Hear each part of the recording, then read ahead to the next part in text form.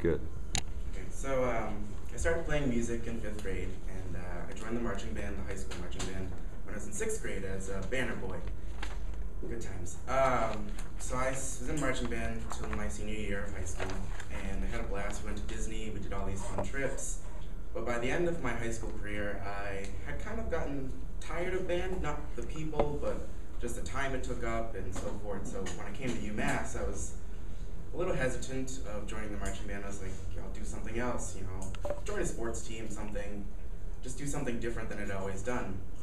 Yeah, that lasted a month and a half, and I got really bored and didn't really join anything.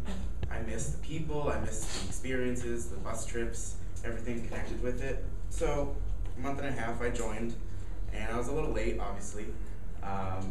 And that year, the big trip was going to BOA, Bands of America, in Indianapolis.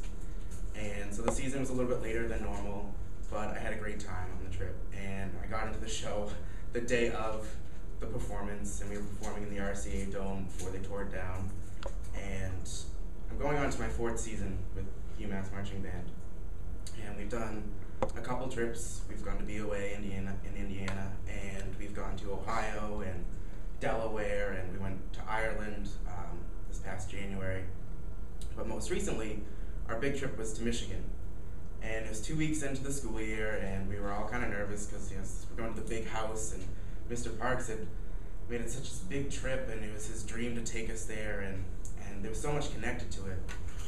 And Thursday was our first day in Ohio, and that night he actually passed away while we had just gone to bed, and they woke us up, and it was like 12:15 at night, and we found out. And you're just in this room full of 350 people, all finding out that your director passed away less than an hour and a half ago, and you're in Ohio, you can't go anywhere else, you can't just drive home, you can't just go back to your dorm. But I didn't feel trapped. I had 350 people with me, there to support me, and there, just to have someone there with me, and it felt like a family, like a community, something we were close to begin with, but this brought us even closer. And we didn't really know if the trip was going to go on. We weren't sure at first, do we continue to Michigan? We're only in Ohio, we could just turn around and go back home. But the next day we decided to go on, and it turned into almost like a mission. Like, we had to finish this. This is something he wanted so badly, and he had been talking about it all season. And we decided that we had to do this. We had to continue. We had another day of practice. We had another small performance. And then we get to Saturday. It's the game day, the big day. We're all tired, but we're so excited. And the football team was rumored to be slaughtered, but it was different that day. It was very intense. And we walked in the stadium, and I was like, oh, this is not that bad. Like, I performed in the Lucas Oil Stadium. It's much bigger arena.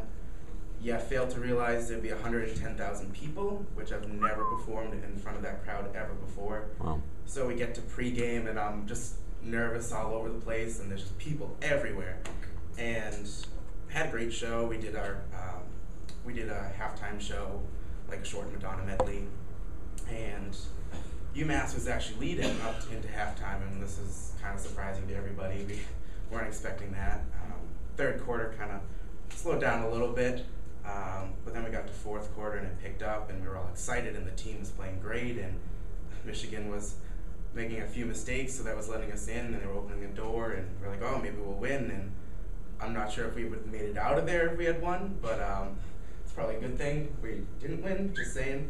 But it was a close game. We lost by 5 points, and after we had a post-game performance, and not really like Drumline, but it's kind of close. It was kind of like Battle of the Bands, and they played one song, we played one song, and back and forth, and our final song was Frank Sinatra's My Way. And normally it's just kind of like a tribute to the alumni and so forth, but that day, it was a lot different. It was more of like a memorial. And everybody around me was crying, and then we sing during it, and you just could tell people in the audience were crying. There was alumni that flew out just to see us for that one day. And I remember looking up into the stands, and I wasn't sad. I was so proud and so happy to be there. To know that we did this trip, we went on, we didn't stop, we didn't give up, and that there was people out that they couldn't see us, that probably wouldn't see us for another couple weeks till homecoming. But we made a difference in the people in that, the lives and the people at that stadium and the people back home. And we did it for the alumni, we did it for Parks, and it was a trip that we'd never forget. I just remember the last thing we said on the field, eyes with pride, and then who's got the best band anywhere in UMass. And we proved that day that we were one of the best college bands and are and will be.